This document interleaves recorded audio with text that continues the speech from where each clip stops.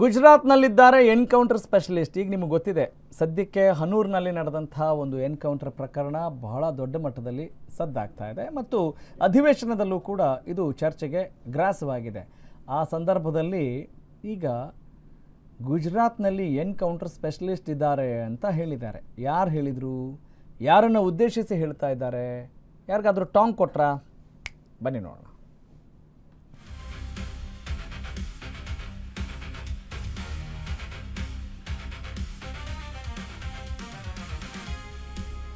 ಪರೋಕ್ಷವಾಗಿ ಪ್ರಧಾನಿ ನರೇಂದ್ರ ಮೋದಿ ಮತ್ತು ಅಮಿತ್ ಶಾ ಹೆಸರು ಹೇಳದೆ ಈ ಒಂದು ಟಾಂಗ್ ಕೊಟ್ಟಿದ್ದಾರೆ. MB ಪಾಟೀಲ್ ಈ ಒಂದು ತಿರುಗೇಟ್ ಕೊಟ್ಟಿದ್ದಾರೆ. ಹನೂರು ಶೂಟೌಟ್ ಗದ್ದಲಕ್ಕೆ ಸಂಬಂಧಪಟ್ಟ ಹಾಗೆ ನಡೆದಂಥ ಒಂದು ವಾಗ್ವಾದದಲ್ಲಿ ಚರ್ಚೆಯಲ್ಲಿ ಬಿಜೆಪಿ ಹನೂರು ಅಸ್ತ್ರಕ್ಕೆ MB ಪಾಟೀಲ್ ಗುಜರಾತ್ ಪ್ರತ್ಯಸ್ತ್ರವನ್ನು ಹೂಡಿದ್ದಾರೆ. ಹನೂರು ಕೇಸ್ ವಿಚಾರವಾಗಿ ವಿಪಕ್ಷಗಳು ಮುಗಿಬಿದ್ದಿದ್ದಾವೆ. ಗುಜರಾತ್ ಹೆಸರೆತ್ತಿ ಟಾಂಗ್ ಕೊಟ್ಟಿದ್ದಾರೆ ಸಚಿವ MB ಪಾಟೀಲ್. ಪದೇ ಪದೇ ಗುಜರಾತ್ ಅಂತ MB ಪಾಟೀಲ್ ಪುನರುಚ್ಚರಿಸ್ತಾ ಇದ್ರು. ಪದೇ ಪದೇ ಅದು ಒಂದೇ ಬರಬೇಕು, ಜೋಡಿ ಪದ. ನೀವೇ ಎನ್ಕೌಂಟರ್ ಸ್ಪೆಷಲಿಸ್ಟ್ MB ಪಾಟೀಲ್ ಕಿಡಿಕಾರಿದ್ದಾರೆ.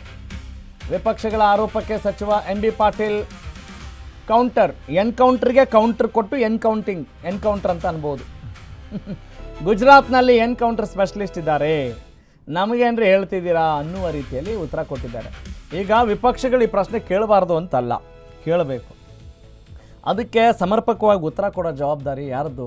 ಆಡಳಿತ ಪಕ್ಷದವ್ರದ್ದು. ಅದನ್ನು ಕೊಡಬೇಕು ಫಸ್ಟು. ಅದನ್ನು ಕೊಟ್ಟ ಆದಮೇಲೆ ಗುಜರಾತಲ್ಲಿದ್ದಾರೋ, ಡೆಲ್ಲಿಲಿದ್ದಾರೋ, ಇಟ್ಲಿಲಿದ್ದಾರೋ ಹೇಳಬೇಕು ಅಲ್ವಾ?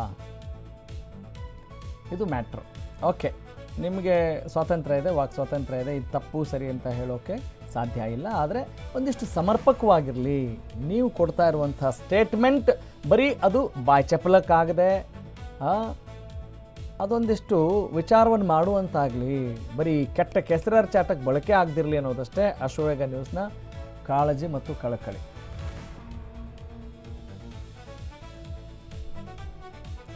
ಓಕೆ, ಸೆಷನ್ನಲ್ಲಿ MB ಪಾಟೀಲ್ ಅವರು ಮಾತನಾಡಿದ್ದಾರೆ, ಬನ್ನಿ ಗಮನಿಸೋಣ. ಸಮಾಧಾನ ನೀಟ್ ಪರೀಕ್ಷೆ ಬಗ್ಗೆ ಗುಜರಾತ್ ನಲ್ಲಿ ಎನ್ಕೌಂಟರ್ ಸ್ಪೆಷಲಿಸ್ಟ್ ಆಯ್ತು. ಎನ್ಕೌಂಟರ್ ಸ್ಪೆಷಲಿಸ್ಟ್ ನೀವು ಗುಜರಾತ್ ಮಾಡಿದ್ರು. ನೀವು ರೈತರ ಮೇಲೆ ಗೋಲಿಬಾರ್ ಮಾಡಿದ್ದೀರಿ. ಗುಜರಾತ್ ನೀವು ಜನರ ಮೇಲೆ ಮಾಡಿದ್ದೀರಿ. ಮರ್ತ್ಬಿಟ್ಟು ಇಲ್ಲಿ ಮಂದಿ ಮೇಲೆ ಒಬ್ಬರಿಗೆ ಮಾತ್ರ ನೀವು ಮಾಡಬೇಕು ಅಂತ ಇದ್ದೀವಿ. ನಮ್ಮ ಗೋಲಿಬಾರ ಹೇಳು ಒಬ್ರು. ಸಮಾಧಾನ ನೀಟ್ ಪರೀಕ್ಷೆ ಬಗ್ಗೆ ಗುಜರಾತ್ ನಲ್ಲಿ ಎನ್ಕೌಂಟರ್ ಸ್ಪೆಷಲಿಸ್ಟ್ ಆಯ್ತು. ಎನ್ಕೌಂಟರ್ ಸ್ಪೆಷಲಿಸ್ಟ್ ನೀವು ಗುಜರಾತ್ ಮಾಡಿದ್ರು. ನೀವು ರೈತರ ಮೇಲೆ ಗೋಲಿಬಾರ್ ಮಾಡಿದ್ದೀರಿ. ಗುಜರಾತ್ ನೀವು ಜನರ ಮೇಲೆ ಮಾಡಿದ್ದೀರಿ. ಮರ್ತ್ಬಿಟ್ಟು ಇಲ್ಲಿ ಮಂದಿ ಮೇಲೆ ಒಬ್ಬರಿಗೆ ಮಾತ್ರ ನೀವು ಮಾಡಬೇಕು ಅಂತ ಇದ್ದೀವಿ. ನಮ್ಮ ಗೋಲಿಬಾರ ಹೇಳು ಒಬ್ರು. ಸಮಾಧಾನ ನೀಟ್ ಪರೀಕ್ಷೆ ಬಗ್ಗೆ ಅಶೋಕ್ ಕೂಡ ಮಾತನಾಡಿದ್ದಾರೆ, ಬನ್ನಿ ಕೇಳಿಸ್ಕೊಳ್ಳೋಣ.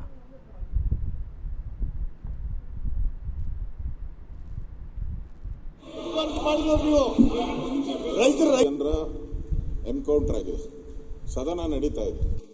ಇಂಥ ಸಂದರ್ಭದಲ್ಲಿ ಇಡೀ ಕರ್ನಾಟಕವೇ ಒಂಥರ ಬೆಚ್ಚ ಬೀಳೋ ರೀತಿ 3 ಜನರ ಎನ್ಕೌಂಟರ್ ಆಗಿದೆ. ಈಗಾಗಲೇ ರೈತರೆಲ್ಲ ಒಂದು ಭಾಷೆಯಲ್ಲಿ ಮಾತಾಡ್ತಾ ಇದ್ದಾರೆ. ಅಲ್ಲಿ ಸತ್ತಿರ್ತಕ್ಕಂಥ ಕುಟುಂಬದವರು ಅವರು ಅಲ್ಲಿಗ ಕ್ವೆಶ್ಚನ್ ಅವ್ರು ಮುಗಿಸನ್ರಿ. ಅಲ್ಲ, ಅದು ಮುಗಿಸಕ್ ಮುಂಚೆ ಕ್ವಶನ್ ಅವರ್ ಇರೋದೇ.